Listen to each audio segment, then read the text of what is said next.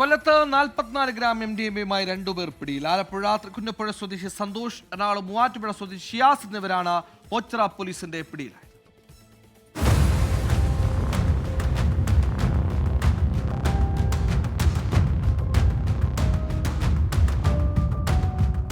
ഓണക്കാലത്തെ ലഹരി വിൽപ്പന തടയുന്നതിനായി പോലീസ് നടത്തിയ പരിശോധനയ്ക്കിടെയാണ് MDMA പിടികൂടിയത്.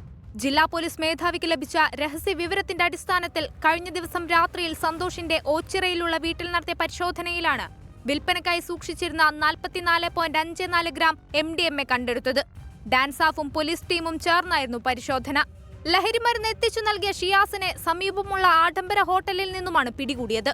കരുനാഗപ്പള്ളി ഓച്ചിറ കേന്ദ്രീകരിച്ച് വിൽപ്പനക്കായാണ് ഷിയാസ് ലഹരിമരുന്ന് എത്തിച്ചു നൽകുന്നത്. സ്കൂൾ കോളേജ് വിദ്യാർത്ഥികൾക്കുൾപ്പെടെ വിതരണം ചെയ്യുന്നത് സന്തോഷും. കരുനാഗപ്പള്ളി ASP അഞ്ജലി ഭാവന IPSന്റെ മേൽനോട്ടത്തിൽ ഓച്ചിറ പോലീസ് ഇൻസ്പെക്ടർ സുജാതൻ പിള്ളയുടെ നേതൃത്വത്തിലാണ് പ്രതികളെ പിടികൂടിയത്. 24 കൊല്ലം.